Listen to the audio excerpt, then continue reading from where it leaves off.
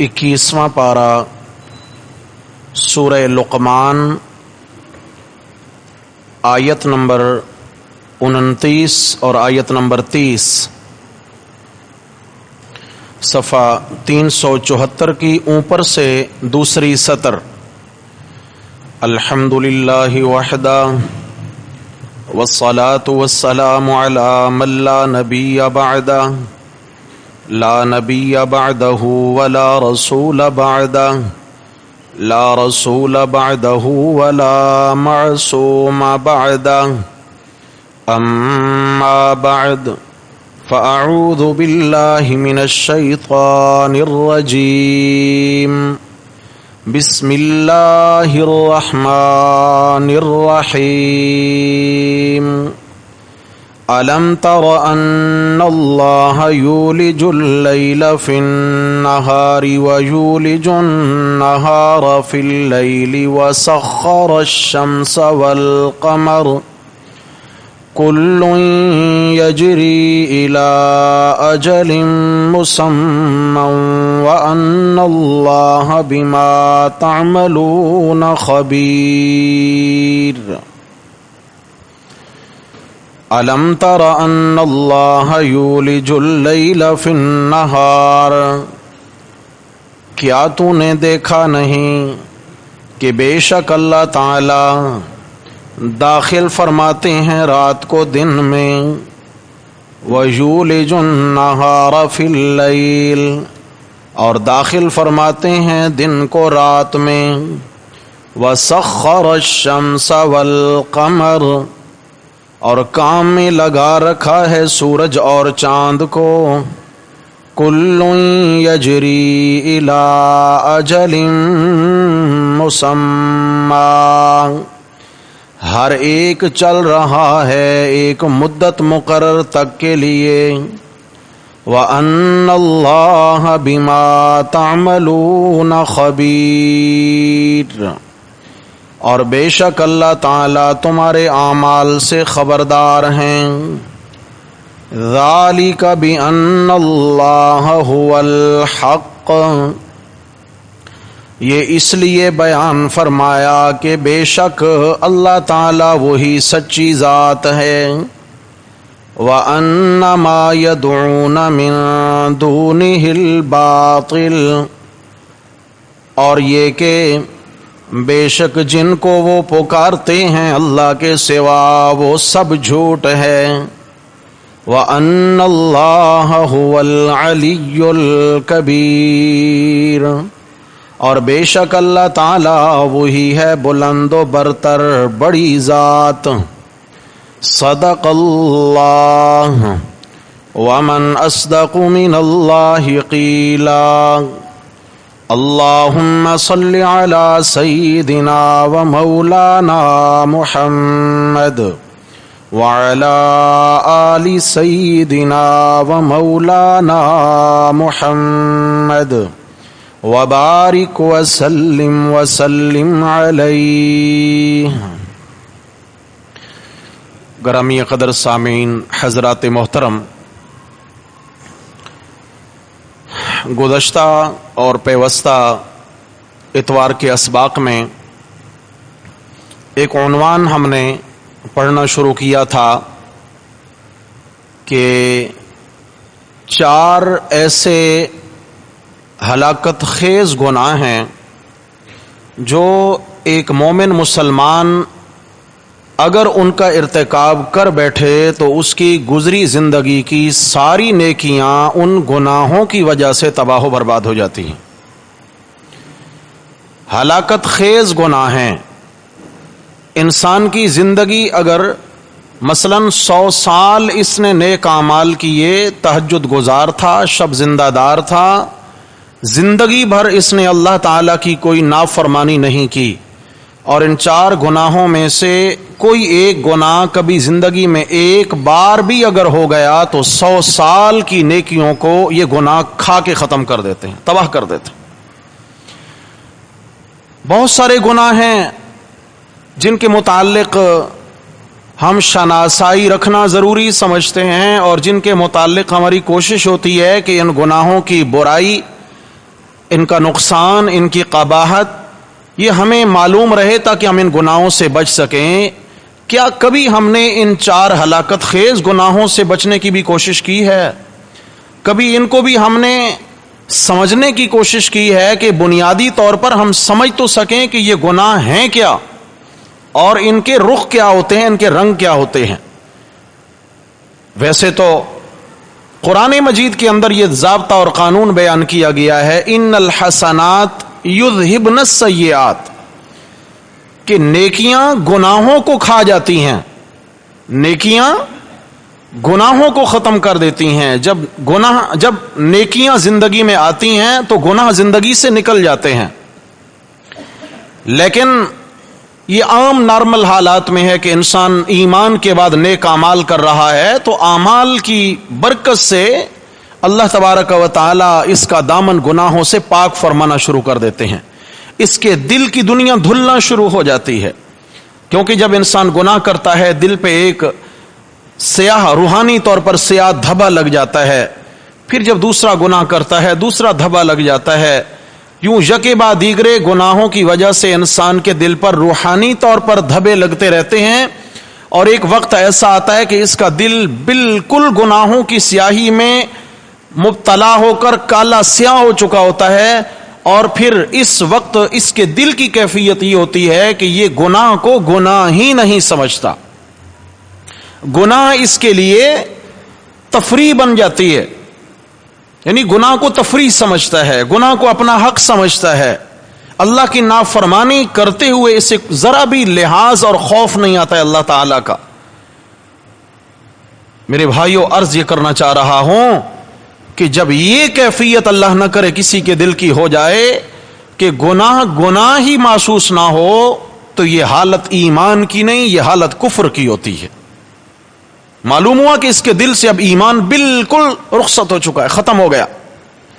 پھر جب یہ بندہ سچے دل سے توبہ طائب ہونا شروع ہوتا ہے اور ایمان، لا الہ الا اللہ کی تجدید، اعمال صالحہ بجا لاتا ہے اخلاص سے اللہ کی رضا کے لیے، تو اسی ترتیب سے پھر اللہ تعالیٰ اس کے دل کی جو زمین ہوتی ہے اسے دھونا شروع کر دیتے ہیں. دھلتے دھلتے دھلتے اس کا دل بالکل دھل کے پھر نورانی ہو جاتا ہے. ضابطہ تو یہ ہے. لیکن ایک شخص کا نورانی دل ہے، اعمال بھی بہت ہیں. یہ 4 ڈاکوؤں میں سے ایک ڈاکو اگر اس کے اعمال کے خزانے تک پہنچ گیا، یہ 4 ڈاکو 4 گناہ، ایک ڈاکو بھی ان میں سے اگر اس کے اعمال والے خزانے تک پہنچ گیا تو اس طرح لوٹے گا کہ پیچھے ایک بھی عمل کا نام و نشان نہیں چھوڑے گا. اسے میرے بھائیوں، جتنا خزانہ قیمتی ہوتا ہے اتنا اس کی حفاظت بھی ضروری ہوتی ہے، حفاظت کا اہتمام بھی اتنا زیادہ ہوتا ہے. تو ایسے ہی اعمال اور ایمان سے بڑا سرمایہ تو کوئی ہے نہیں، اس سے بڑی دولت تو ایک مومن کے پاس ہے نہیں. تو اس پر کیا ہے کہ ہمیں بہت اہتمام رکھنا ہے. اللہ کرے کہ ہم ان گناہوں سے بچ کر زندگی گزار لیں جو نیکیوں کے دشمن گناہ ہیں. تو شاہباز ذرا مجھے بتائیے گا میرے بھائیوں، ان 4 گناہوں میں سے کیا پڑھا تھا ہم نے؟ پہلا گناہ کون سا ہے؟ ماشاءاللہ، شرک والا گناہ. کیونکہ ان الشرک لظلم عظیم، سارے ظلم ایک طرف، لیکن شرک جتنا بڑا ظلم ہے اللہ کی نظر میں شرک کے برابر کوئی اور ظلم نہیں ہے. بڑا نہیں، اس کے برابر بھی کوئی اور ظلم نہیں، سب سے بڑا یہ ظلم. ہاں. اور شرک کے بعد دوسرا گناہ کیا ہے جی؟ کفر. یہ کفر بھی کیا ہے؟ اللہ کی سخت ترین نافرمانی ہے. کیونکہ اللہ تبارک و تعالی نے جہنم بنائی ہی کافروں کے لیے ہے. وقودها الناس والحجارہ اعدت للکافرین. یہ جہنم کی آگ، جہنم کے شعلے، فرمایا اللہ نے ان کو تیار کر رکھا ہے اور یہ خاص طور پر تیار ہوئے ہیں کافروں کے لیے. تو کفر اگر ہو گیا کبھی زندگی میں تو اس سے بھی کیا ہے؟ اعمال ضائع ہو جاتے ہیں. اگر میرے رب نے توفیق نصیب فرمائی اور مقدر میں ہوا تو انشاءاللہ کفر کے شعبے بھی کھولیں گے انشاءاللہ کہ کفر کیا چیز ہے، یہ کیسے زندگی میں داخل ہوتا ہے. تیسرا گناہ کیا ہے جی؟ بدعت. بدعت جو سنت کے مد مقابل کوئی عمل گھڑ کر پیش کر لیا جائے. آج 27 رجب ہے نا، تو آج کا روزہ بھی اسی طرح سنت کے مقابلے میں گھڑ کر لوگوں نے پیش کیا ہے. عمل وہ ہے جس پر میرے پیارے آقا کی سنت والی مہر ہوگی میرے بھائی. آپ جتنا بھی کوڑا نوٹ بنا کر لے آئیں, آپ جتنا بھی خوبصورت نوٹ بنا کر لے آئیں, جب تک حکومت پاکستان کی اس پر سٹیمپ نہیں ہوگی, مہر نہیں ہوگی, تو وہ مارکیٹ میں چلنے والا وہ جعلی ہوگا. آپ 1000 دلیلیں دیں, یہ کڑک نہیں ہے, یہ نیا نہیں ہے, یہ خوبصورت نہیں ہے, اس پر 5000 کا ہندسہ نہیں لکھا ہوا ہے, سب کچھ ہوگا, مگر معذرت کے ساتھ دکاندار کیا کہے گا, بھائی اس پر گورنمنٹ آف پاکستان کی مہر نہیں ہے, لہذا یہ نوٹ جعلی ہے. ایسے ہی میرے بھائیوں, اگر کوئی کہے جی روزہ نہیں ہے, بھائی روزہ نہیں ہے, اگر روزہ رکھا ہے تو اس میں عیب کون سا ہو گیا؟ اگر ہم نے اس رات میں عبادات کر لی, نوافل پڑھ لے, تو عیب کون سا ہو گیا ہے؟ ہم نے اگر اس میں مخصوص اعمال کر لیے تو گناہ کون سا ہو گیا ہے؟ میرے بھائیوں, روزہ فی نفسی ہی اچھا عمل ہے, نوافل فی نفسی ہی اچھے اعمال ہیں, لیکن یہ جتنے بھی کڑک ہوں, جتنے بھی کورے ہوں, جتنے بھی خوبصورت ہوں, جب تک ان پر میرے نبی کی سنت والی مہر نہیں ہوگی تو تب تک یہ مارکیٹ میں چلنے والے, دن قیامت کی ان کی کوئی بھی قیمت لگنے والی نہیں ہے. تو آپ صلی اللہ علیہ وسلم نے نہ تو اس رات کے کوئی نوافل بتائے ہیں, نہ اس رات کے کوئی خاص اعمال بتائے, اور نہ آج کے روزے کی کوئی شریعت میں فضیلت بتائی گئی ہے. اس لیے دعا کریں اللہ تعالی ہمیں بدعت سے بچنے کی توفیق عطا فرمائے. بدعت کیا ہے؟ دین میں کوئی نیا کام گھڑ کے شروع کر دینا, دین میں ثواب سمجھتے ہوئے. یاد رکھنا, یہ گھڑی کا استعمال, یہ موبائل کا استعمال, اور یہ کارپیٹ کا استعمال, یہ پنکھوں کا, یہ بدعت اس لیے نہیں ہے کہ یہ چیزیں دین, موبائل کو دین سمجھتے ہیں, یہ پنکھا چل رہا ہے, اس سے ہوا مل رہی ہے, راحت مل رہی ہے, مگر اس کو ہم دین نہیں سمجھتے ہیں. سمجھ آ گئی ہے؟ لیکن روزہ, نوافل, یہ کیا ہے؟ دین سمجھ کے کیے جاتے ہیں. تو بہرحال تیسرا گناہ جو ہے بدعت والا گناہ ہے. اور چوتھا گناہ جو نیکیوں کو کھا جاتا ہے وہ کون سا ہے جی؟ حسد, ایک دوسرے کے متعلق دل میں جلن رکھنا, کڑھن رکھنا, دوسرے کی ترقی سے جلنا, دوسرے کی بھلائی کو دیکھ کر کڑھن محسوس کرنا, اسی کا نام تو حسد ہے. اور یہ ایسا گناہ ہے کہ یہ حاسد خود اپنے حسد کی آگ میں جل رہا ہوتا ہے بیچارہ, وہ اپنے ہاتھوں اپنے آپ کو سزا دے رہا ہوتا ہے, اپنے ہاتھوں سزا دے رہا. اللہ تعالیٰ ہمیں ان گناہوں سے بچائے. تو جی ہم واپس پلٹتے ہیں. پہلا جو گناہ ہم نے پڑھا تھا شرک والا, پچھلے درس میں بھی شرک کے حوالے سے کچھ باتیں بیان ہوئیں. آج انشاءاللہ پھر اس حوالے سے کچھ گزارشات ہیں, اور قرآن و سنت کی روشنی میں میرے بھائیوں دست بستہ میں التماس کرتا ہوں, آپ سے درخواست کرتا ہوں کہ اپنے دلوں کو خالی کر لیں. آج تک ہم نے کیا سنا, ہم نے کیا ذہن بنایا ہوا, ہم نے کیا نظریہ بنا رکھا ہے, ہر چیز نکال کے باہر 1 منٹ کے لیے رکھ دیں, اور اپنے دل کے برتن کو اللہ کے قرآن کی آیات کے لیے خالی چھوڑ دیں, خالی چھوڑ دیں. انشاءاللہ جب اللہ کا قرآن اترے گا دل میں, اللہ تعالیٰ ہمارے دل میں ایمان کی روشنی پیدا فرما دیں گے انشاءاللہ. سمجھ آ گئی ہے؟ تو آئیں قرآن مجید سے پوچھتے ہیں کہ شرک کیا چیز ہے. تو پچھلے سبق میں عرض کیا تھا کہ اللہ تعالیٰ کی ذات میں شریک ٹھہرانا یہ بھی شرک ہے, اللہ کی صفات کسی اور میں ماننا یہ بھی شرک ہے, اللہ تعالیٰ کی عبادات, اللہ کی عبادات جیسی عبادات کسی اور کے لیے بجا لانا یہ بھی شرک ہے. اللہ کی ذات جیسی ذات کو ماننا, جیسے عیسائیوں نے کہا کہ اگر کسی نے اللہ کو دیکھنا ہو تو حضرت عیسیٰ علیہ السلام کو دیکھ لیں. سمجھ آ گئی ہے؟ کیونکہ اللہ تعالی حضرت عیسیٰ علیہ السلام کے بدن میں اتر کر آ چکے ہیں. تو عیسائیوں نے کیا کیا؟ یہ شرک والا گناہ, یہ سخت اللہ کی ناراضگی والا گناہ ہوا, اللہ کی ذات میں شریک ٹھہرایا. اس کے بعد صفات میں کیا ہے؟ سب سے اہم مسئلہ قرآن کا میرے پیارے بھائیوں, سب سے اہم مسئلہ قرآن کا, اور اللہ تعالیٰ کی ذات کے لیے سب سے اہم صفت کہ اللہ تبارک و تعالی غائبانہ حاجات میں پکاروں کے لائق ہیں, اور اللہ کے سوا کوئی بھی غائبانہ حاجات میں پکارے جانے کے لائق, یعنی جب بھی کسی پر آڑا مشکل وقت آئے تو حالات میں گھر کر کس کے سامنے دامن پھیلائیے؟ اللہ کے سامنے. اور قرآن مجید کے اندر اللہ تبارک و تعالیٰ نے بڑی ترتیب سے یہ مسئلہ بیان فرمایا ہے, بڑی ترتیب سے. آخر میں آ کر سورہ فاتحہ میں خلاصہ نکال کے بتایا, ایاک نعبد و ایاک, اے اللہ ہم تیری ہی عبادت کرتے ہیں اور ہم تجھ ہی سے مدد مانگتے ہیں. تو غائبانہ حاجات میں مدد کس سے مانگنی ہے جی؟ اب اگر کوئی شخص کہے میں تو حضرت پیران پیر شیخ عبد القادر جیلانی رحمہ اللہ سے بھی مشکل حالات میں جو ہے نا وہ التجا کروں گا، فریاد کروں گا اور انہیں کہوں گا اغثنی ادرکنی، تو اللہ کے رسول کی پکار ہوگی، حضرت علی رضی اللہ عنہ کی پکار ہوگی، فلاں فلاں کی پکار ہوگی. کیا حضرت علی رضی اللہ عنہ یہاں موجود ہیں؟ بولو بھائی، اللہ کے نبی یہاں موجود ہیں، حضرت پیران پیر یہاں موجود ہیں، تو یہ غیبانہ پکار ہوگی کہ نہیں ہوگی؟ کیا ہوگی؟ غائبانہ پکار ہے. میرے بھائیو، ہمارا ایمان ہے کہ اللہ ہمیں دیکھ رہا ہے مگر ہم اللہ کو نہیں دیکھ رہے، اس لیے غائبانہ حاجات میں پکاروں کے لائق صرف اللہ کی ذات ہے. اگر کسی بھی اور کے لیے پکار کی تو یہ کیا ہوگا؟ آئیں ذرا قرآن مجید کی اس آیت سے پوچھتے ہیں. دل کے دریچے کھلے رکھیں گے میرے بھائیوں، اور پھر میں گزارش کروں گا کہ گھروں میں جا کر ترجمے والا قرآن اٹھائیے، ترجمہ دیکھیے ان آیات کا نمبر نوٹ کر لے جائیے. 21واں پارہ سورہ لقمان آیت نمبر 29 اور آیت نمبر 30. آیت نمبر 29 اور آیت نمبر 30 میں ترجمہ پھر کر دوں. اللہ تعالیٰ کی صفات ہیں. اعوذ باللہ من الشیطان الرجیم. الم تر ان اللہ یولج اللیل فی النہار.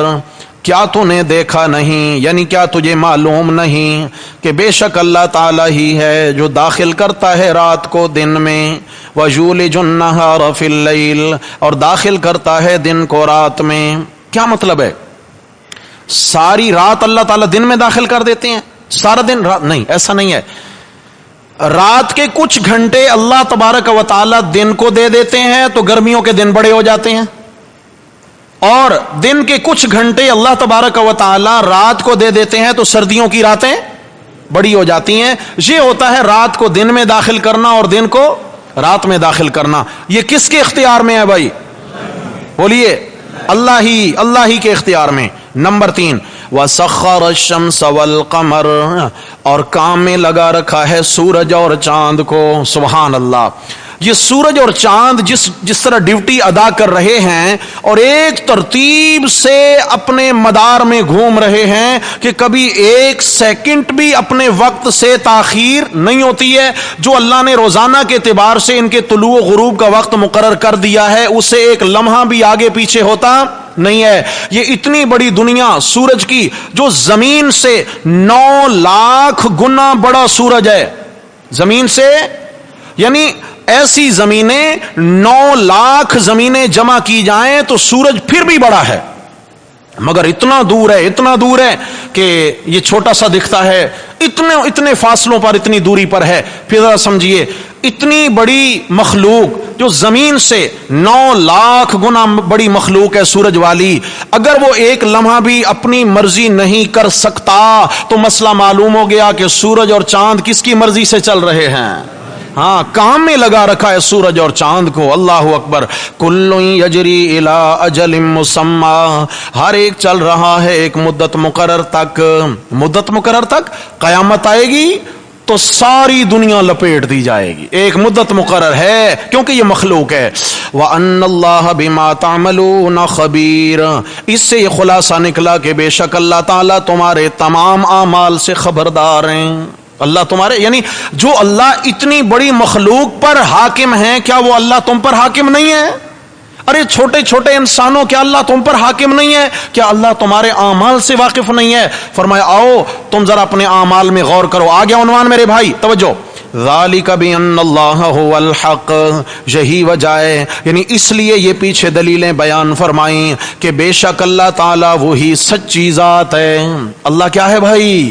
ہاں، اللہ سچی ذات ہے. وَأَنَّ مَا يَدْعُونَ مِن دُونِهِ الْبَاطِلِ، سنو بھائی، وَأَنَّ مَا يَدْعُونَ مِن دُونِهِ الْبَاطِلِ، اور بے شک جن ہستیوں کو وہ اللہ کے سوا پکارتے ہیں ان کا پکارنا سب جھوٹ ہے. الباطل، باطل کا معنی حق کا معنی سچ، باطل کا معنی جھوٹ. تو فرمایا اللہ کی پکار سچ ہے، اور اللہ کے سوا جس کو بھی غیبانہ حاجات میں پکارا یہ پکار کیا ہوگی؟ سبحان اللہ. اس سے کوئی زیادہ کھلی بات ہو سکتی ہے؟ اس سے کوئی کھلی بات ہو سکتی ہے؟ پھر ذرا سمجھیے، انبیاء کرام کا احترام بہت بڑا ہے. اللہ کے نیک ولیوں کا مقام بہت بڑا ہے، شہداء کا مقام بہت بڑا ہے، اہل بیت کرام اہل بیت اطہار کا مقام بہت بڑا ہے، لیکن میرے بھائیوں مقام جتنا بھی مخلوق کا بڑا ہو جائے پھر بھی کوئی اللہ کا شریک بن سکتا؟ اشہد ان لا الہ الا اللہ وحدہ لا شریک لہ، اللہ اکبر۔ یہ مسئلہ سمجھ میں آ گیا جی؟ تھوڑا سا آگے تشریف لائیں، یہ 24واں پارہ صفحہ نمبر جی، اللہ اکبر، سورہ مومن کھولیں 24ویں پارہ میں، سورۃ المؤمن، اللہ اکبر اللہ اکبر، صفحہ نمبر 427، صفحہ نمبر 427، جلدی کریں گے جی، وقت بہت کم ہے، سفر بہت ہے۔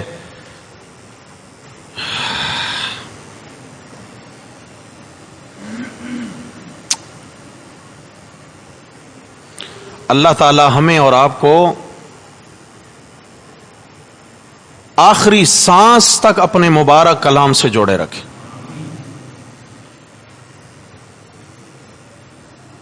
صفحہ 427 اور آیت نمبر 60، جہاں رکوع نمبر 11 لکھا ہے اس کے سامنے آیت ہے، دیکھیے جی، اعوذ باللہ من الشیطان الرجیم، وقال ربكم ادعوني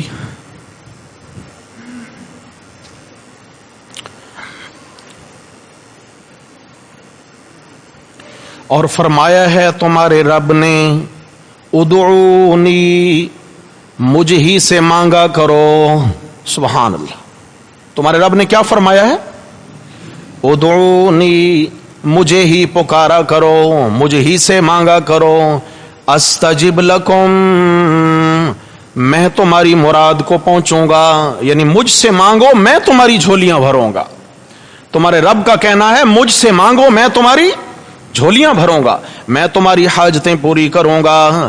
ان الذین یستکبرون عن عبادتی، بے شک وہ لوگ جو تکبر کرتے ہیں میری عبادت یعنی میری پکار سے، یعنی کیا کرتے ہیں؟ نہیں جی ہم کیوں اکیلے اللہ کو پکاریں، ہم فلاں کو پکاریں گے، فلاں کو، تو یہ اللہ کی پکار کے مقابلہ میں تکبر ہے، یہ تکبر میں آ گئے، اللہ کی نہیں مانی۔ اللہ پاک نے فرمایا مجھ سے مانگا کرو میں جھولیاں بھرتا ہوں، یہ کہتا ہے نہیں جی نہیں، ہم تو فلاں کے در پہ جائیں گے، فلاں کے در پہ۔ فرمایا ان الذین یستکبرون عن عبادتی، بے شک وہ لوگ جو تکبر کرتے ہیں میری عبادت یعنی میری پکار سے، سیدخلون جہنم داخرین، ان قریب وہ دوزخ میں داخل ہوں گے ذلیل ہو کر۔ جو اللہ کی پکار سے منہ موڑتے ہیں یا اللہ کی پکار میں شرک کرتے ہیں وہ دوزخ میں ڈالے جائیں گے، کیا ہو کر؟ ذلیل ہو کر۔ اللہ اکبر اللہ اکبر۔ اور میرے بھائیو تھوڑا سا پیچھے آئیں، 22واں پارہ، ایک آیت ذہن میں آ گئی، بڑی عجب آیت ہے، صفحہ 394، صفحہ نمبر 394، اللہ اکبر اللہ اکبر۔ 22واں پارہ سورہ فاطر، آیت نمبر 13 سے ترجمہ کرنے لگا ہوں جی، آیت نمبر 13 اور آیت نمبر 14 پڑھیں گے ہم، آیت نمبر 13 سے، یہ اس صفحہ کی اوپر سے تیسری سطر، آیت نمبر 12 جہاں مکمل ہے 13 شروع۔ اعوذ باللہ من الشیطان الرجیم، واہ میرے اللہ سبحان اللہ، یولج اللیل فی النہار، وہ داخل فرماتا ہے رات کو دن میں، وَيُولِجُ النَّهَارَ فِي اللَّيْلِ، اور داخل فرماتا ہے دن کو رات میں، وَسَخَّرَ الشَّمْسَ وَالْقَمَرَ، اور کام میں لگا رکھا ہے سورج اور چاند کو، كُلٌّ يَجْرِي لِأَجَلٍ مُّسَمًّى، ہر ایک چل رہا ہے ایک مدت مقرر تک۔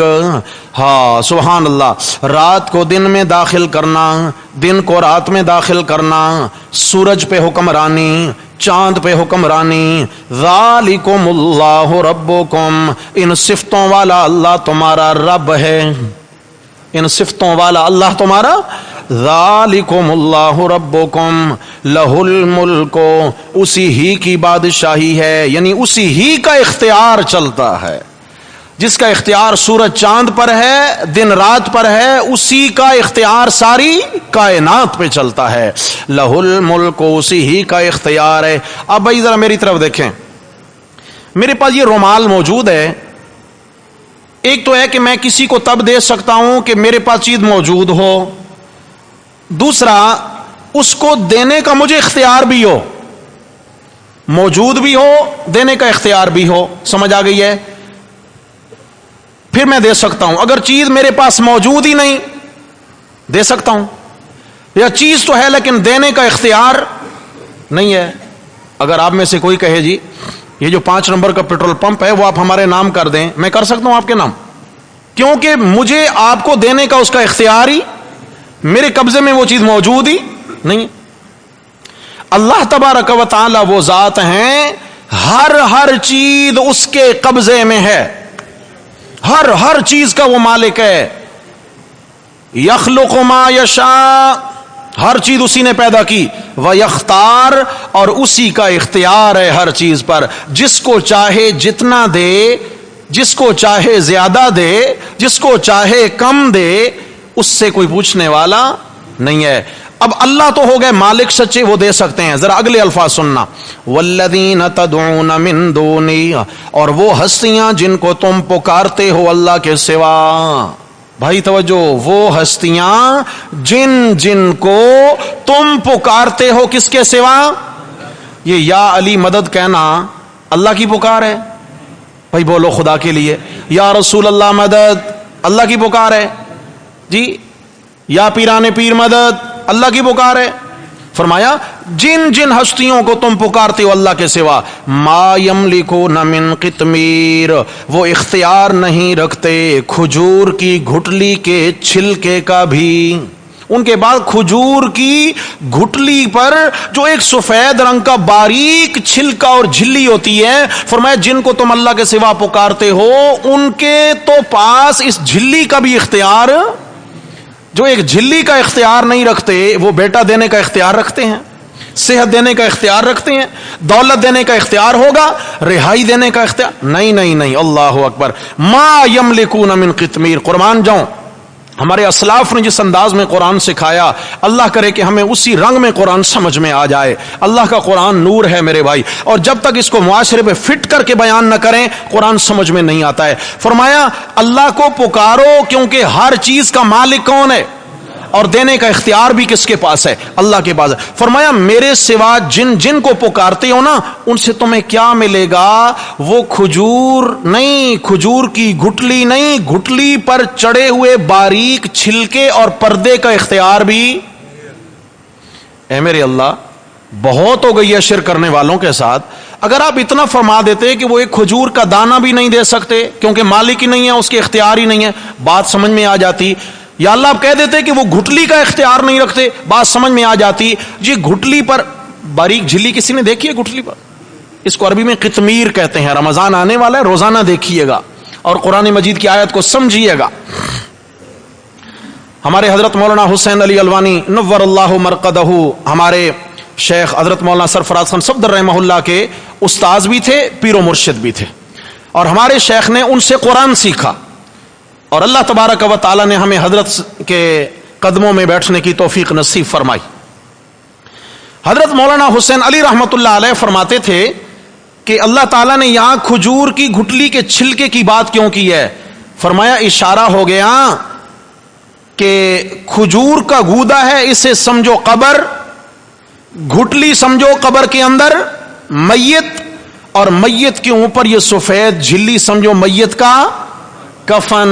فرمایا جن کو تم اللہ کے سوا جا کر پکارتے ہو وہ تو اپنے کفنوں کا اختیار بھی نہیں رکھتے ہیں، ان کے پاس اپنے کفن کا اختیار بھی.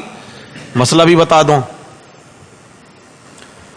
فقہاء نے یہ مسئلہ لکھا ہے کتابوں میں، اللہ کرے ہر ایک کو پڑھنے کی بھی توفیق ہو جائے، فتاوی جات بھی بھرے پڑے ہیں،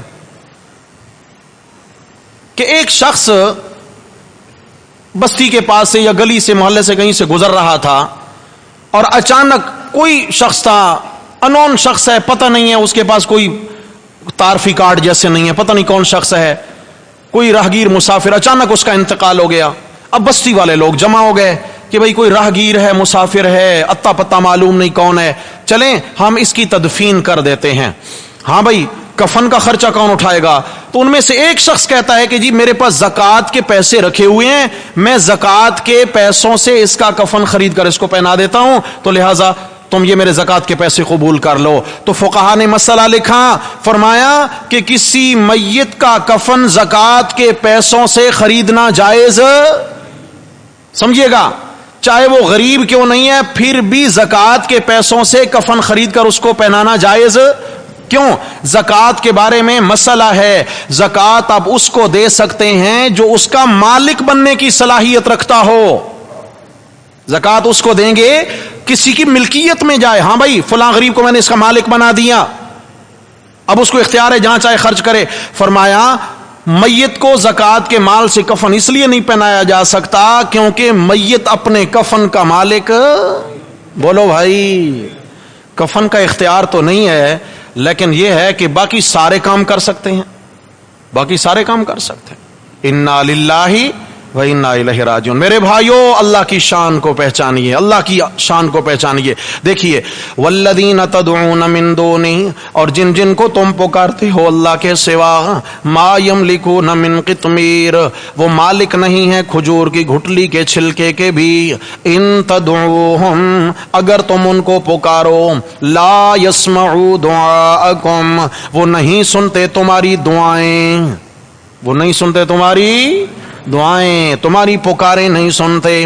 وَلَوْ سَمِعُوا مَا اسْتَجَابُوا لَكُمْ، اور اگر وہ سن بھی لیں، اگر بالفرض سنتے نہیں، فرض کرو اگر سن بھی لیں، مَا اسْتَجَابُوا لَكُمْ، تو وہ تمہارے کام نہیں آ سکتے، تمہاری مشکل کشائی کر، حاجت روائی کر، بولو بھائی، آگے اللہ تک سفارشیں کر نہیں سکتے۔ سمجھ آگے؟ یہ کہتا ہے نہیں جی نہیں، ہم کیوں مسجد میں ڈائریکٹ اللہ کو مانگیں، پہلے جائیں گے عبداللہ شاہ غادی کے مزار پر، وہ اللہ والے ہیں، اللہ ہماری سنتے نہیں، ان کی موڑتے نہیں، ہماری ان کے آگے، ان کی اللہ کے آگے۔ بات تو ویسے کمال کی نہیں ہے، مردہ ڈائریکٹ ہر بات سن رہا ہے، دیکھ رہا ہے، جان رہا ہے، سارے کام ڈائریکٹ کر رہا ہے، اور اللہ جو شہرگ سے قریب ہیں وہ ڈائریکٹ نہیں سن رہا ہے۔ کیوں بھائی؟ بات سمجھ میں آنے والی ہے؟ جو اللہ شہرگ سے بھی قریب ہے اس کو سنانے کے لیے مجھے سفر کرنا پڑے گا، اور جس کا پتہ بھی نہیں کہ قبر میں دفن ہے یا نہیں ہے، اس کے متعلق عقیدہ ہے میں تو گھر سے چلا ہوں تو حضرت کو پتہ چل گیا کون آ رہا ہے، اور یہ بھی پتہ چل گیا کہ دل میں کیا امنگ لے کر کے آ رہا ہے۔ دعا کرو بھائی اللہ ہدایت نصیب فرما دے۔ اب ناراض تو نہیں ہو رہے؟ یہ اس لیے میں یہ پھکیاں دے رہا ہوں تاکہ اللہ کرے پیٹ صاف ہو جائیں، صحیح ہے نا؟ یہ پیٹ صاف کرنا بہت ضروری ہے، اللہ کرے کہ شرک کی غلاظت نکل جائے بھائی، ہاں دل میں انشاءاللہ ایمان کا نور آئے گا۔ آگے دیکھیے، وَيَوْمَ الْقِيَامَةِ يَكْفُرُونَ بِشِرْكِكُمْ، اور قیامت کے دن وہ انکار کر دیں گے تمہارے شرک کا۔ تمہارے، میں نے کہا تھا نا اللہ کے سوا غیبانہ حاجات میں کسی کو پکارنا یہ کیا ہے؟ شرک ہے۔ جب اللہ والے اللہ کے حضور کھڑے ہوں گے اور یہ جا کر کہیں گے یا اللہ ہم یہ حضرت شیخ عبد القادر جیلانی کو پکارتے تھے، یہ حضرت سلطان باہو رحمہ اللہ کو پکارتے تھے، یہ ہم جو ہے نا سخی لال شہباز قلندر کو پکارتے تھے، فلاں کو پکارتے تھے، تو قرآن نے کہا یوم القیامت یکفرون بشرککم، قیامت کے دن یہ اللہ والے تمہارے شرک کا کیا کریں گے؟ یا اللہ ہمیں کوئی پتہ نہیں ہمیں کس نے پکارا اور کس نے نہیں پکارا۔ اگر بات سمجھ میں پھر بھی نہ آئے نا تو پھر ایک اور بات ذرا کھولیے گا، 11واں پارہ سورہ یونس، سورہ یونس 11واں پارہ۔ اللہ اکبر، اللہ اکبر، اللہ اکبر، اللہ اکبر۔ یہ صفحہ 191، 191 صفحہ جی، نیچے سے آخری سطر، نیچے سے آخری سطر، آیت نمبر 27 مکمل 28 شروع، نیچے سے بالکل دیکھیں آخری سطر۔ میدان محشر برپا ہے، حشر کا منظر بیان ہو رہا ہے یہاں پر۔ قرآن مجید دیکھو کیا بیان کرتا ہے، اعوذ باللہ من الشیطان الرجیم وَيَوْمَ نَحْشُرُهُمْ جَمِيعًا، اور اس دن ہم جمع کر دیں گے ان سب کو، عابدین بھی موجود، معبودین بھی موجود، پکارنے والے بھی موجود، جن ہستیوں کو پکارا تھا وہ بھی موجود، سب حاضر ہوں گے اللہ کے حضور۔ ثم نقول للذین اشرکوا، پھر ہم حکم دیں گے شرک کرنے والوں کو، پھر ہم حکم دیں گے شرک کرنے والوں کو، مکانکم انتم، تم بھی ٹھہر جاؤ اپنی جگہ پر، وشرکاؤکم، اور تمہارے شریک بھی ٹھہر جائیں۔ حقیقت میں اللہ کا کوئی شریک نہیں، یعنی جنہیں تم اللہ کا شریک بتایا کرتے تھے وہ بھی ٹھہر جائیں۔ ادھر شرک کرنے والے، ادھر اللہ کے نیک بندے کھڑے ہوئے ہیں، انبیاء، اولیاء، صلحاء، ائمہ، اہل بیت کھڑے ہیں۔ ادھر کیا ہے؟ ان کی پکار کرنے والے لوگ یہ صف میں کھڑے ہیں، آمنا سامنا ہو گیا۔ اب قرآن نے کیا کہا؟ فَزَيَّلْنَا بَيْنَهُمْ، فرمایا ہم ان کے دلوں میں دشمنی ڈال دیں گے۔ اللہ والوں کے دلوں میں شرک کرنے والوں کی کیا ڈال دیں گے؟ کیوں کہ اللہ والوں کو شرک کرنے والا کبھی پسند آ سکتا نہیں ہے، دشمنی ڈال دیں گے، ناراضگی دل میں پیدا ہو گئی۔ وَقَالَ شُرَكَاؤُهُمْ، اچھا جی، پھر اللہ تعالیٰ ان سے سوال کریں گے کیا تم ان کو پکارتے تھے؟ جی کہیں گے جی جی بالکل انہی کو پکارتے تھے، یہی ہستیاں، انہی کو پکارا تھا ہم نے، انہی کے نام کی نظریں نیازیں دی تھی، انہی کے نام کے چڑھاوے دیے تھے، انہی کے نام کے ہم نے جناب فلاں فلاں کام کیے تھے۔ تو جب اللہ کے نیک بندے سنیں گے کہ یہ ہمارے متعلق کہہ رہے ہیں کہ ہم نے تمہیں پکارا تھا، جواب سنو اللہ والوں کا۔ وَقَالَ شُرَكَاؤُهُمْ، اور کہیں گے ان کے بنائے ہوئے شریک، مَا كُنْتُمْ إِيَّانَا تَعْبُدُونَ، تم ہماری عبادت نہیں کیا کرتے تھے۔ نہیں جھوٹ مت بولو، تم نے ہماری عبادت اور پکار، یہ کہیں گے حضرت یہ کیا ہے، ہم نے کبھی کوئی 11ویں خطا جانی نہیں دی، یہ کیا بات ہے، ہم تو ہر سال آپ کی قبر پہ چادر چڑھانے آتے تھے، ڈھول ڈھمکے سے آتے تھے، یہ کیا بات ہوئی، ہم نے کون سا سال ہے جو ناغا کیاں آپ کے نام کی نیازیں چڑھاوے پکاریں، ہم تو ہمیشہ آپ کی پکار کرتے تھے، یہ آپ کہہ رہے ہیں کہ تم ہمیں نہیں پکارتے۔ جھگڑا ہو گیا نہیں ہو گیا؟ یہ کہتے ہیں پکارتے تھے، وہ کہتے ہیں ہمیں پکارا نہیں تھا، پھڈا ہو گیا، اب کیسے فیصلہ ہوگا؟ تو اللہ والے کیا کہیں گے؟ فَكَفَى بِاللَّهِ شَهِيدًا بَيْنَنَا وَبَيْنَكُمْ، اب اللہ گواہ کافی ہے ہمارے اور تمہارے درمیان، اللہ فیصلہ فرمائے گا تم نے پکارا یا نہیں پکارا۔ إِن كُنَّا عَنْ عِبَادَتِكُمْ لَغَافِلِينَ، ہم تمہاری پکاروں سے بے خبر تھے۔ غافل کا معنی، وہی غافل تو ہم اردو کا لفظ ہے، لغافلین، ہم تمہاری پکاروں سے کیا تھے؟ عقیدے بنا لو میرے بھائی، عقیدے بنا لو، اللہ آپ کی نسلوں میں اپنی توحید کا مسئلہ جاری فرما دیں، اللہ شرک سے محفوظ فرما لیں۔ تو میرے بھائیو، دوستو، بزرگوں، قرآن مجید نے کیا بتا دیا کہ غائبانہ حاجات میں پکاریں سننے والا صرف کون ہے؟ تو پکاروں کے لائق کون ہے؟ اگر کسی اور کی غائبانہ حاجات میں پکار کی تو یہ کیا ہو گیا؟ شرک ہو گیا، اور شرک کوئی نیکی باقی رہنے دیتا نہیں ہے۔ اس لیے اب ہم نے کیا عادت بنانی ہے؟ کس کو پکارنا ہے؟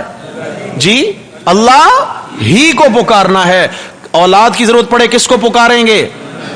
کیوں جی؟ حضرت شیخ عبد القادر جیلانی رحمۃ اللہ علیہ 11ویں والی سرکار وہ بیٹا نہیں دے سکتے؟ اچھا نہیں دے سکتے، چلیں جی قرآن سے پوچھتے ہیں، ہم تو قرآن کے طالب علم ہیں۔ آئیں جی 25واں پارہ، 25واں پارہ سورہ الشورى، سورۃ الشورى، اللہ اکبر، صفحہ 441، یہ آیت بڑی دلچسپ ہے، دیکھیے گا صفحہ 400۔ اس کے بیان سے پہلے میں ایک واقعہ سنا دوں۔ خلیفہ ہارون الرشید کے زمانہ میں قحط ہو گیا، اور جنگل میں رہنے والا، دور دراز بدوی زندگی گزارنے والا، جنگل میں رہنے والا ایک دیہاتی شخص، اس کو بیوی نے مشورہ دیا کہ تم جاؤ خلیفہ وقت کے دربار میں اور ان سے جا کر ملاقات کرو، انہیں کہو کہ حضرت ہماری کچھ مدد کریں، خرچہ ہمارے گھر میں ختم ہو گیا ہے، ہم آپ کی رعایا ہیں، اللہ نے آپ کو بادشاہت سے نوازا ہے، تو آپ ہماری کچھ اعانت کر دیں۔ دور دراز کا سفر طے کرتے کرتے کرتے کرتے ہفتوں کا سفر طے کیا اس بندے نے، اور بغداد میں پہنچے خلیفہ ہارون الرشید کے دربار میں۔ تو اس طرح تو تھا نہیں جیسے آج مشکل ہوتی ہے، کیسے ملاقات ہوگی، ٹی وی پہ ہی دیکھیں گے، تو وہ زمانہ تھا، دروازے کھلے ہوتے تھے۔ تو یہ پہنچ گیا بادشاہ کے دربار میں، کمرے میں جب داخل ہوا تو دیکھا کہ بادشاہ جو ہیں وہ نماز پڑھ کر ہاتھ اٹھا کے اللہ سے گڑ گڑا کے دعائیں مانگ رہے ہیں، دعا۔ تھوڑی دیر وہاں رکے، دیکھا، بغور مشاہدہ کیا، کچھ سوچا، اور وہاں سے واپس چل پڑے۔ خلیفہ ہارون الرشید نے دعا ختم کی، ان کو بلوایا کہ بھائی بہت دور سے آئے تھے اور بات بتائے بنا واپس جا رہے ہو، خیریت؟ انہوں نے کہا جی جو سوچ کے آیا تھا وہ سوچ بدل چکی ہے، جو سوچ کر کے ہم آئے تھے وہ سوچ بدل چکی ہے۔ کیا سوچ کے آئے تھے؟ کہ ہم جائیں گے، اللہ نے خلیفہ وقت کو بہت نوازا ہوا ہے، ہم ان سے کچھ اعانت لے کر آئیں گے، ان سے ہم بھی مدد مانگیں گے اور وہ ہماری ضرورتیں پوری کر دیں گے۔ لیکن جب میں یہاں آیا دیکھا کہ جو وقت کا بادشاہ ہے وہ تو کسی اور سے گڑ گڑا کے مانگ رہا ہے، تو میں نے سوچا کہ میں بھی کیوں نہ اسی سے مانگوں جس سے ساری دنیا مانگتی ہے۔ ہاں جی، میں اس سے کیوں مانگوں جو کسی اور کا محتاج ہے؟ میرے بھائیوں، ساری دنیا محتاج ہے اور اللہ حاجت روا ہے۔ ساری دنیا پہ مشکلیں آتی ہیں اور اللہ مشکل کشا ہیں، اللہ مشکلوں سے پاک ہیں۔ آئیں جناب، اللہ تعالیٰ کے بعد ہر چیز کے خزانے ہیں۔ دیکھیے یہ صفحہ 441 اوپر سے تیسری سطر، آیت نمبر 49، سورہ شورى۔ اعوذ باللہ من الشیطان الرجیم، للہ ملک السماوات والارض، اللہ ہی کے لیے ہے بادشاہی آسمانوں اور زمینوں کی۔ زمین و آسمان کی ایک ایک چیز کا اختیار کس کے لیے ہے بھائی؟ اچھا، سورہ ملک پڑھتے ہیں، قبر کا عذاب نہیں ہوگا انشاءاللہ جو رات میں پڑھ کر کے سوئے گا۔ کیا الفاظ ہیں؟ تبارک الذی بیدہ جی ملک، سورت کا نام بھی سورت الملک۔ برکت دینے والی وہ ذات ہے جس کے اختیار میں ہے سب کچھ، جس کے اختیار میں ہے بیدہ الملک، اسی کے قبضے میں ہے اختیار، بادشاہت، ذرے ذرے کا اختیار اسی کے قبضے میں ہے۔ اور وہ کون ہے؟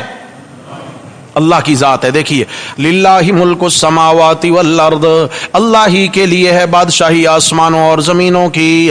اچھا جی، اختیار ہے جی، یخلق ما یشاء، وہ پیدا فرماتا ہے جو خود چاہتا ہے، پیدا فرماتا ہے جو خود چاہتا ہے۔ مثلا یہب لمن یشاء اناثا، جس کو چاہے دے دے بیٹیاں ہی بیٹیاں، ویہب لمن یشاء الذکور، اور جس کو چاہے دے دے بیٹے ہی بیٹے، او یزوجہم ذکرانا واناثا، یا ملا کر دے دے ان کو بیٹے اور بیٹیاں، جوڑے ملا کر دے دے، ویجعل من یشاء عقیما، اور جس کو چاہے بانجھ بنا دے، جس کو چاہے بے اولاد بنا دے۔ انہ علیم قدیر، سمجھیے میرے بھائیو، فرمایا اللہ ہی کے اختیار میں ساری کائنات کی بادشاہی، ذرے ذرے کا اختیار اللہ کے پاس ہے۔ اسی لیے جس کو چاہے بیٹیاں ہی بیٹیاں دے دے اور بیٹوں سے محروم کر دے۔ کوئی پوچھنے والا؟ جیسے بیٹیاں دے دے، حضرت لوط علیہ السلام کو صرف بیٹیاں دے دیں، حضرت شعیب علیہ السلام کو صرف بیٹیاں دے دیں اور بیٹے، بات ان ہستیوں کی کریں نا۔ آگے فرمایا وَيَهَبُ لِمَن يَشَاءُ الذُّكُورَ، اور جس کو چاہے بیٹے ہی بیٹے دے دے اور بیٹیوں سے محروم کر دے۔ ابراہیم علیہ السلام کو بیٹے دیے مگر بیٹی نہیں دی۔ اللہ اکبر، اللہ اکبر۔ وَيَجْعَلُ مَن أَوْ يُزَوِّجُهُمْ ذُكْرَانًا وَإِنَاثًا، یا جس کو، یا وہ ملا کر دے دے جوڑے بیٹوں اور بیٹیوں کے، یعنی بیٹے بھی دے دے اور بیٹیاں بھی دے دے، ملا کر دے دے۔ جیسے ہمارے پیارے نبی صلی اللہ علیہ وسلم کو اللہ نے بیٹیاں بھی دیں اور بیٹے بھی دیے۔ جس کو چاہے صرف بیٹیاں دے اس کی قدرت، جس کو چاہے صرف بیٹے دے اس کی قدرت، جس کو چاہے ملا کر دے دے اس کی قدرت۔ وَيَجْعَلُ مَن يَشَاءُ عَقِيمًا، اور جس کے چاہے تالے لگا دے ساری دنیا مل کر کھول سکتی۔ بولو بھائی، وہ نہ دینے پہ آئے تو کوئی دے سکتا نہیں ہے۔ اللہ اکبر۔ جھوٹی کہانیاں سنائی جاتی ہیں۔ موسیٰ علیہ السلام کے زمانے میں ایک ملنگ تھا، ایک فقیر تھا، اور تو جناب علی اللہ تعالیٰ نے موسیٰ علیہ السلام کو جھوٹی کہانیاں، بے سر و پا قصے، اللہ کے نبیوں کا کوئی لحاظ نہیں ہے کہ ہم کن ہستیوں کو ڈیگریڈ کرنے چلے ہیں، کہ اللہ تعالیٰ نے موسیٰ علیہ السلام کو کہا کہ موسیٰ علیہ السلام اپنے بدن کا گوشت کاٹ کر مجھے دیجئے۔ تو موسیٰ علیہ السلام جو ہے نا پوچھتے ہیں یا اللہ کون سے حصے کا چاہیے، کون سے حصے کا چاہیے؟ فرمایا تو رہنے دے۔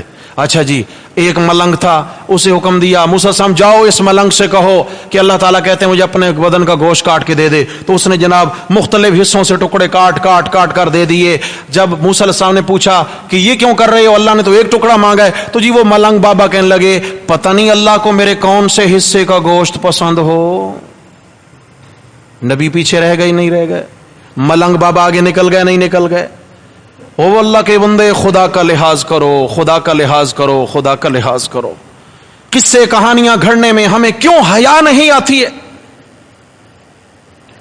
بے سر و پا کہانیاں, بے سر و پا قصے. میرے بھائیو یاد رکھنا, یاد رکھنا, میرا رب ہے, ہر چیز کا اختیار رکھتا ہے. جس کو جو دینا چاہے ساری دنیا مل کر روک سکتی. آپس ہم دعا مانگا کرتے تھے, اللہم لا مانع لما اعطیت ولا معطی لما منعت ولا ينفع ذا الجد منک الجد.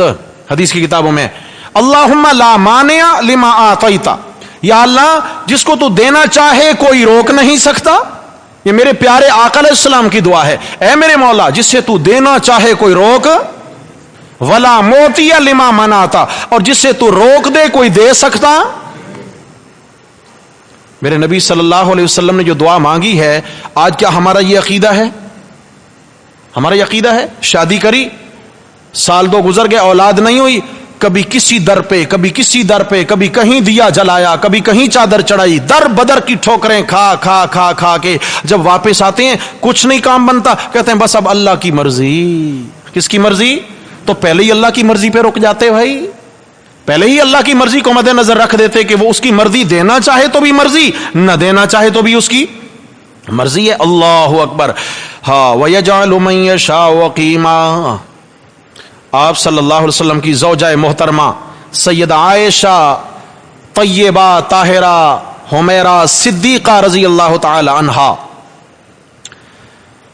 آپ صلی اللہ علیہ وسلم نے جتنی بھی شادیاں کی ہیں تمام بیویاں, کوئی بیوہ کوئی مطلقہ, واحد حضرت سیدہ عائشہ صدیقہ ہیں جو آپ علیہ السلام کے نکاح میں آنے والی کنواری عورت, واحد یہ بیوی ہیں. آپ صلی اللہ علیہ وسلم نے اپنی عمر سے 15 برس بڑی خاتون سے پہلا نکاح کیا, حضرت خدیجہ سے. آپ کی عمر 25 برس, حضرت خدیجہ کی عمر 40 برس. اللہ تعالیٰ نے حضرت خدیجہ رضی اللہ عنہ کے بطن مبارک سے آپ علیہ السلام کو 4 بیٹیاں اور 2 بیٹے عطا فرمائے. اپنی عمر سے 15 برس بڑی عمر سے اللہ تعالیٰ نے 4 بیٹیاں اور 2 بیٹے عطا فرمائے. حضرت عائشہ رضی اللہ عنہ کنواری جوان بیوی ہیں, اللہ تعالیٰ نے حضرت عائشہ کے بطن سے نہ بیٹا دیا نہ بیٹی دی. اللہ اکبر, اللہ. میرے بھائیوں, یہ اختیارات کس کے پاس ہیں؟ اگر آپ علیہ الصلوۃ والسلام کے پاس بیٹے اور بیٹیاں دینے کا اختیار ہوتا, حضرت عائشہ کی گود ہری کرتے نہ کرتے جی؟ تو اس لیے میرے بھائیوں, سب کچھ دینے والا کون ہے؟ پکاروں کے لائق کون ہے؟ انہ علیم قدیر, بے شک وہ جاننے والا ہے, قدرت والا ہے. بڑا عجیب لفظ قرآن کا, سبحان اللہ, نتیجہ ہی نکال دیا. یا اللہ, آپ کسی کو بیٹیاں دیتے ہیں, کسی کو بیٹے دیتے ہیں, کسی کو جوڑے, کسی کو کچھ نہیں دیتے, یہ کیوں؟ فرمایا انہ علیم, جانتا ہوں نا کسے کیا مفید رہے گا, کس کے حق میں کیا بہتر رہے گا. علیم, میں چونکہ جانتا ہوں. ایسا نہیں ہے, ہم تو دعا مانگتے ہیں نا تو اللہ تعالیٰ کو مشورے دیتے ہیں دعا میں, یا اللہ ایسا کر دیں اور ایسا نہیں کریں, یوں کرنا ہے یوں نہیں کرنا. یہ دعا نہیں ہوتی, یہ کیا ہوتا ہے اللہ کو؟ یہ مشورہ ہوتا ہے. اور بھائی اللہ کو مشورے نہیں دے دعاؤں میں, اللہ تعالیٰ سے گڑ گڑا کے مانگیں, فریاد کریں, اے میرے اللہ اگر یہ چیز میرے حق میں بہتر ہے, تیرے علم کے مطابق اگر یہ بہتر ہے تو مجھے عطا فرما دیجئے, آپ کے علم کے مطابق اگر اس میں خیر نہیں ہے تو مجھے اس سے بچا لیجئے. کیا کیجئے؟ یوں جب اپنا مقدمہ اللہ کے حضور چھوڑیں گے تو اللہ تبارک و تعالیٰ ایک ایک بھلائی چن چن کر دیں گے, ایک ایک شر سے اللہ ہماری حفاظت فرمائیں گے انشاءاللہ. سمجھا؟ اس طریقے سے دعا مانگے. انہ علیم, فرمایا جانتا ہوں کسے کیا بہتر رہے گا. کوئی یہ نہ سمجھے کسی کو کم دیے, کسی کو زیادہ دیے, کسی کو کچھ نہیں دیا. فرمایا قدیر, کوئی یہ نہ سمجھے کہ دے نہیں سکتا. قدیر, جس کو دینا چاہوں دینے پر قادر ہوں, دینے پر کیا ہوں بھائی؟ اللہ اکبر. تو آئیے میرے دوستو بھائیو بزرگوں, عرض یہ کرنے چلے تھے کہ 4 گناہوں میں سے پہلا گناہ شرک والا ہے. جس میں شرک کی نحوست پیدا ہو گئی اس کا کوئی نیک عمل سلامت نہیں رہے گا. اس لیے اپنے اندر کا محاسبہ کریں, اپنے عقیدوں کا محاسبہ کریں, اپنے ایمان کا محاسبہ کریں. خدا نہ خواستہ کہیں ہمارے اندر کوئی شرک چھپا ہوا تو نہیں ہے. کیوں؟ اللہ تعالیٰ اپنی ذات میں بھی وحدہ لا شریک ہیں, اپنی صفات میں بھی وحدہ, اور اللہ اپنی عبادات میں بھی وحدہ. سجدہ کیا ہے جی؟ اللہ کی عبادت ہے. اگر سجدہ اللہ کے کسی غیر کو کر دیا، اللہ کا حق غیر کو دیا کہ نہیں دیا؟ گو کہ سجدہ دو طرح کا ہوتا ہے، ایک تعظیمی ہے، ایک عبادت کا ہے۔ عبادت کا سجدہ غیر اللہ کے لیے کرنا یہ کفر و شرک ہے، اور تعظیمی سجدہ پہلی امتوں میں غیر کے لیے جائز تھا، اس امت میں تعظیم کا سجدہ بھی صرف اللہ کے لیے ہے۔ تعظیم کا سجدہ کوئی چھوٹا کسی بڑے کو کر سکتا۔ آپ صلی اللہ علیہ وسلم کو ایک صحابی نے عرض کیا، یا رسول اللہ، میں نے روم میں دیکھا ہے کہ عیسائی لوگ اپنے پنڈت اور پادریوں کو تعظیم کا سجدہ کرتے ہیں، اللہ کے حبیب آپ تو اللہ کے سچے نبی ہیں، آپ مجھے اجازت عنایت فرمائیں کہ میں آپ کو تعظیم کا سجدہ کروں۔ آپ علیہ السلام نے دو جواب ارشاد فرمائے۔ ایک تو یہ ہے، آپ علیہ السلام نے فرمایا، اے میرے صحابی یہ بتا، تو زندگی میں مجھے تعظیم کا سجدہ کرنا چاہتا ہے، اگر میرا انتقال ہو جائے اور تیرا گزر میری قبر کے پاس سے ہو، کیا تو میری قبر کو سجدہ کرے گا؟ تو صحابی نے کہا، نہیں اللہ کے حبیب، یہ تو مسئلہ آپ نے بتایا ہوا ہے کہ قبروں کو سجدہ جائز نہیں۔ یہود و نصارہ تباہی اسی لیے ہوئے، لعن اللہ الیہود والنصارى اتخذوا قبور انبیائہم مساجدا، یہود و نصارہ پر اللہ کی مار پڑے، انہوں نے اپنے اپنے نبیوں کی قبروں کو سجدے جا جا کر کیے تھے، سجدے کرنے والے تھے قبروں کو۔ اچھا، دوسری بات آپ علیہ السلام نے ارشاد فرمائی کہ فرمایا، ایک تو میرے وفات کے بعد اگر تیرا گزر میری قبر سے ہو تو میری قبر کو سجدہ نہیں کرے گا، جس طرح میری وفات کے بعد میری قبر کو سجدہ کرنا جائز نہیں، اس طرح زندگی میں مجھے بھی سجدہ کرنا جائز نہیں۔ اور رہ گیا مسئلہ سجدے کا، تعظیم کا، فرمایا لو کان لأحد ان یسجد لأحد لأمرت النساء ان یسجدن لأزواجہن، اگر مخلوق میں سے کسی کو تعظیم کا سجدہ جائز ہوتا، کسی کے سامنے جھکنا جائز ہوتا، فرمایا میں بیویوں کو حکم دیتا وہ روزانہ اپنے شوہروں کے سامنے جھکا کریں، ان کی تعظیم کیا کریں، تعظیمی سجدہ کیا کریں۔ لیکن میری امت میں اب نہ کوئی بیوی اپنے شوہر کو سجدہ کر سکتی ہے، نہ کوئی صحابی اپنے پیغمبر کو کر سکتا ہے، نہ کوئی مرید اپنے نہیں پیر صاحب کے لیے تو گزارا کرو بھائی، پیر صاحب کے لیے تو گزارا ہونا چاہیے نا، پیر صاحب کو تو پیٹھ بھی نہیں کرنی، پیر صاحب کو پیٹھ نہیں کرنی، مسجدوں کو ہو جائے، بیت اللہ کو ہو جائے چلے گا، لیکن پیر صاحب کو پیٹھ نہیں کرنی۔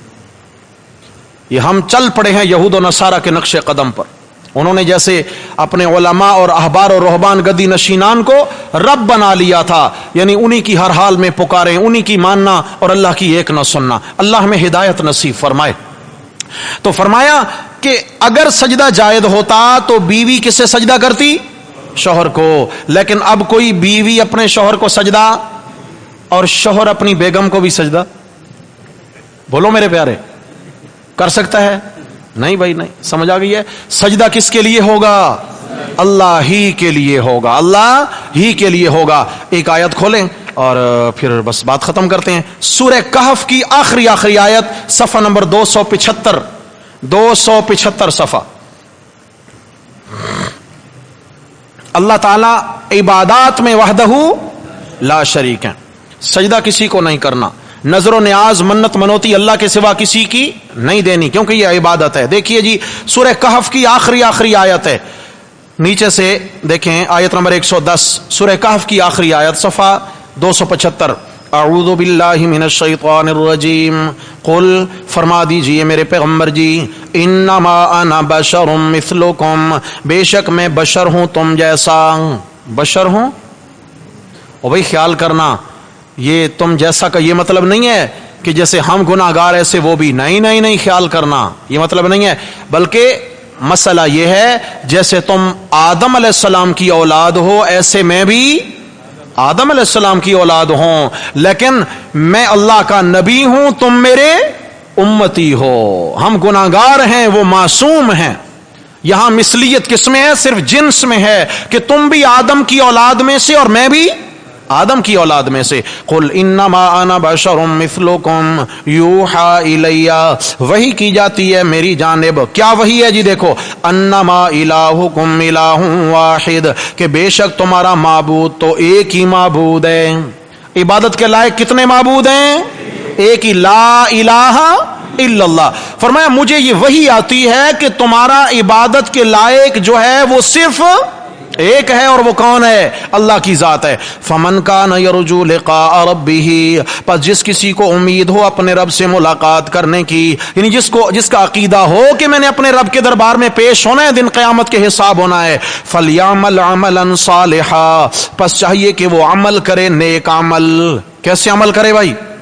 نیک عمل۔ لیکن نیک عمل بچانا بھی ضروری ہے، کرے بھی صحیح، بچانا ہے۔ فرمایا خیال کرو تمہیں بتاتے چلیں کہ نیک اعمال کا نقصان کون سا گناہ کرتا ہے، وَلَا يُشْرِكْ بِعِبَادَةِ رَبِّهِ أَحَدًا، اور وہ شریک نہ ٹھہرائے کسی کو بھی اپنے رب کی عبادت میں۔ اللہ اپنی عبادت میں وحدہ لا شریک ہیں، عبادت اللہ کی کرو، سجدہ کس کا کرو، اور یہ عبادت کسی اور کے لیے کر کے عبادت میں شرک نہ کرنا، ورنہ نیک اعمال تباہ و برباد ہو جائیں گے۔ نظر و نیاز والی عبادت کس کی کرو؟ اللہ ہی کی۔ کسی اور کے نام کی دے کر شرک والا عمل مت کرنا، ورنہ یہ شرک فی العبادت ہو جائے گا اور تمہارا کوئی بھی نیک عمل باقی اور سلامت نہیں رہے گا۔ یہاں تک تو ہو گیا، آیا تو بہت ہیں لیکن عنوان لمبا ہے۔ اللہ تعالیٰ نے اگر موقع نصیب فرمایا، اگر اللہ نے موقع نصیب فرمایا، انشاءاللہ نصیب میں ہوا، زندگی رہی، تو اگلے اتوار کو کیا ہوگا انشاءاللہ، کفر اور کفر کی اقسام پر بات کریں گے۔ کفر کس طریقے سے انسان میں داخل ہوتا ہے اور کفریہ کلمات بندہ کیسے ادا کر بیٹھتا ہے جس سے ایمان بھی ضائع ہو جاتا ہے، نکاح بھی ضائع ہو جاتا ہے۔ کفریہ کلمات ہیں بعض، انشاءاللہ زندگی رہی تو وہ اگلے سبق میں۔ کیا فرماتے ہیں جی؟ السلام علیکم۔ علی نام کا بچہ ہے جو 3 سال کا ہے، اس کا بخار نہیں اترا، اللہ تبارک و تعالی شفا یاب فرمائے، اللہ عافیت والا معاملہ فرمائے ہر ایک کے ساتھ۔ اللہ کو پکارنے کا طریقہ کیا یہ غلط ہے اگر ہم کہیں اللہ کرتے ہیں سب کچھ جبکہ اللہ کرتے؟ دیکھیں جی، ہاں یہ شاید جمع کا لفظ، اللہ کرتا ہے یا اللہ کرتے ہیں، اللہ فرماتا ہے اللہ فرماتے ہیں، یہ جو جمع کا صیغہ بولا نا، یہ احتراماً بولا ہے، جنس یعنی ذات ایک ہے، ذاتیں زیادہ نہیں ہیں۔ جیسے آپ کے ابا جی یوں فرماتے ہیں، ابا جی کتنے ہو گئے جی؟ تو کیا ہے بھائی؟ یہ ادب کا جملہ ہے۔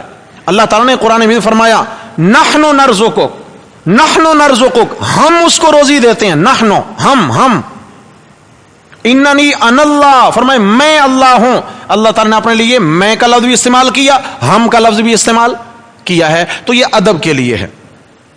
آج کل 75 کا نوٹ آ رہا ہے، اللہ آپ کو نصیب کرے، اگر یہ جیب میں ہو جب کہ اس کے اوپر 4 آدمیوں کی تصاویر ہیں تو کیا نماز ہو جاتی ہے؟ دیکھیں جی، بعض تصاویر جو ہوتی ہیں نا وہ بالکراہت ان کا جیب میں رکھنا جائز ہو جاتا ہے، بالکراہت، یعنی اس لیے کہ مجبوری ہے، عذر ہے۔ 75 کے نوٹ پہ ہے تو 5000 پر بھی ہے، نہیں ہے کیا؟ صحیح ہے، 75 کے نوٹ کی الگ بات کرتا ہوں اس پر۔ آئی ڈی کارڈ پر اگر آپ کی تصویر لگی ہے یہ مجبوری ہے، یہ ہمارے اختیار میں نہیں ہے، ملک کا قانون ہے۔ پاسپورٹ پہ تصویر لگتی ہے یہ ہمارے اختیار میں نہیں ہے بلکہ کیا ہے؟ مجبوری ہے۔ تو عذر کے تحت جو تصاویر ہیں بالکراہت اگر وہ جیب میں ہوگی نماز ہو جائے گی۔ ایسے ہی 75 کا نوٹ ہے، یہ الگ بات ہے کہ اس 75 کے نوٹ پر جو 4 تصویریں ان میں جو سب سے لمبی داڑھی والے بابا جی ہیں نا وہ قادیانی ہیں۔ کون ہے وہ؟ جی وہ قادیانی کی تصویر ہے۔ ہمیں احتجاج اس بات پہ کرنا چاہیے کہ اسلامی جمہوریہ پاکستان ہے، اس میں قادیانیوں کو کافر قرار دیا جا چکا ہے، قادیانی نان مسلم ہے، اور اسلامی ملک کی کرنسی پر ایک کافر کی تصویر چھاپنا یہ کسی صورت بھی گوارا۔ احتجاج تو اس بات پہ ہونا چاہیے نہیں ہونا چاہیے؟ کیا فرماتے ہیں جی؟ اگر حق مار ادا نہ کیا جبکہ بیوی فوت ہو گئی اور اب خاوند بھی فوت ہو گیا ہے، اس کا 10,000 بیٹی کے پاس بطور امانت ہے، کیا وہ باپ کی امانت حقمار کی طرف سے کسی مسجد میں دے سکتی ہے؟ مار ادا ہو جائے گا؟ نہیں بھائی، یہ قرض ہے، یہ کیا ہے؟ مرحوم کا قرض ہے، اور مرحومہ بھی دنیا سے چلی گئی ہیں۔ تو قرض کا مسئلہ یہ ہوتا ہے کہ ان کی کل وراثت، جو کل ان کی مالیت ہے وفات کے بعد، اس میں سب سے پہلے اس کے قرضے ادا کیے جائیں۔ جو مہر ان کی اہلیہ کا تھا ان کے بچوں کو اگر معلوم ہے تو اب کیا ہوا کہ ایک قسم کا اب وہ مرحوم کا پیسہ تو بیٹی کے پاس موجود ہے، تو اس کو اس مہر کی نیت سے گویا ادا کر دیا کہ یہ اماں جی کے لیے آ گیا، اماں جی کی ملکیت میں، یعنی بیٹی نے کیا ہے وکالتاً اس کو قبول کر لیا کہ یہ گویا کہ اماں جی کا مہر ہے، وہ قرض ادا ہو گیا۔ اب اماں جی بھی فوت ہو چکی، تو اب اس 10,000 کا کیا کریں؟ اب یہ اماں جی کی وراثت بن گیا۔ کیا بن گیا؟ اماں جی کی وراثت ہے۔ اب یہ بیٹوں بیٹیوں میں تقسیم ہوگا، مسجد میں نہیں جائے گا۔ ہاں اگر سارے بیٹیاں اور بیٹے اتفاق کر لیتے ہیں کہ اس کو کسی غریب کو دے دیا جائے تاکہ ہماری اماں جان کو اس کا اجر ہو، ماں جی چونکہ اس کی مالکن تھیں، انہی کی وراثت ہے، تو ان کے لیے صدقہ کر دیا جائے، تو یہ البتہ جائز ہے۔ کیا میلاد کے لیے کسی کو مہندی لگا سکتے ہیں جبکہ ہم صرف مہندی لگائیں گے، میلاد میں وہ لوگ جائیں گے؟ دیکھیں جی، مہندی جو ہوتی ہے نا وہ کے لیے نہیں ہوتی ہے، مہندی عورت کے لیے ہوتی ہے۔ کس کے لیے ہوتی ہے؟ عورت ہے، بچی ہے، مہندی اس کے لیے ہوتی ہے۔ ایسا نہیں ہے کہ تیرے ہاتھ پہ لگی ہے اب یہ بازار کے لیے ہے، یہ شادی کے لیے، یہ منگنی کے لیے، نکاح کے لیے، میلاد کے لیے۔ البتہ میلاد ایک رسم ہے، لوگوں نے اس کو دین بنا لیا، تو اس میں خرافات بہت زیادہ ہیں، اس سے تو ویسے بھی اجتناب کرنا چاہیے۔ ان خواتین کو مسئلہ سمجھائیں کہ دیکھو سنت کے مطابق زندگی گزاریں، یہ کوئی سنت اعمال نہیں ہے، یہ تو رواجات ہیں، سمجھے، رواجات ہیں۔ دین مساجد میں ہوتا ہے، دین بازاروں میں نہیں آتا ہے، یعنی جلوس وغیرہ، بازار تو شیاطین کے اڈے ہیں، اور وہاں خواتین جائیں، اور پھر اس طریقے سے محافل ہوتی ہیں، لاؤڈ سپیکر چل رہے ہوتے ہیں، ان میں نعت خوانی خواتین کر رہی ہوتی ہیں، آواز گونج رہی ہوتی ہے، یہ ایک الگ فتنہ اور فساد ہے، ان کو ویسے منع کریں۔ مہندی کا تعلق جو ہے نا ان چیزوں سے نہیں ہے۔ سنت اعتکاف کی دعا بتا دیں۔ دیکھیں جی، اپنی زبان میں ہی آپ نیت کر سکتے ہیں، جیسے سنت اعتکاف تو رمضان میں ہوتا ہے کہ یا اللہ میں نے اب سے سنت اعتکاف کی نیت کی، یا ایسے مسجد میں آپ آتے ہیں تو میں نے نفل اعتکاف کی نیت کی جب تک میں مسجد میں رہوں گا۔ آسانی تو یہ ہے کہ آپ اردو میں ہی کر لیں، عربی کے الفاظ بھی ہیں اس کی۔ اگر ماں باپ کوئی فیصلہ اچھا نہیں کریں تو اسلام کیا کہتا ہے؟ بیٹا یا بیٹی کی رائے کا حق اسلام میں ہے یا نہیں؟ ماں باپ کے فیصلہ کی وجہ سے زندگی میں مسئلہ ہو تو کیا کرنا چاہیے ماں باپ کے فیصلہ کو؟ دیکھیں جی، فیصلہ سے مراد شاید یہاں نکاح کی بات کر رہے ہیں، رشتے کی بات کر رہے ہیں۔ اس کے علاوہ اگر کوئی اور فیصلہ ہے تو ماں باپ کو حق حاصل ہے کہ وہ اولاد کی جانب سے فیصلے کریں، ماں باپ کو زیادہ حق حاصل ہے۔ اور جہاں تک رشتے کا معاملہ ہے تو جوان بچے اور بچی کا فیصلہ کرنے سے پہلے ماں باپ بچے اور بچی کی رائے معلوم کریں، ان کی رضا معلوم کریں، زندگی انہوں نے گزارنی ہے۔ محض خاندانی تلوار لٹکا کے رکھیں، ہماری خاندانی روایات ہیں، ہم اپنوں میں ہی کرتے ہیں، لہٰذا تیرا رشتہ چچا کے ہاں ہوگا، تایا کے ہاں ہوگا، ماموں خالہ کے ہاں ہوگا، تو یہ کیا ہے؟ جبر ہے۔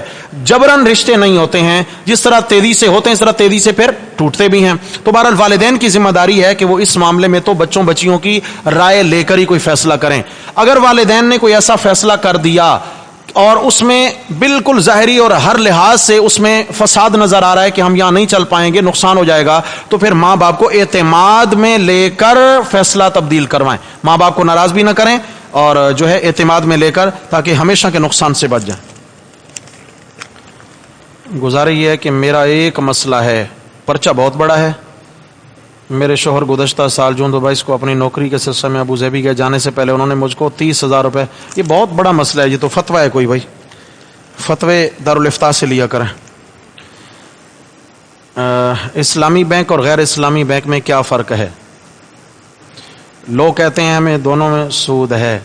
دیکھیں جی، بینک اسلامی اور غیر اسلامی تو یہ فرق ہے کہ جس میں سودی لین دین نہیں ہے اور غیر شرعی لین دین نہیں ہے وہ شرعی بینک ہے، اور جس میں سود ہے اور جو ہے نا اس میں غیر شرعی لین دین ہوتا ہے تو وہ کیا ہے؟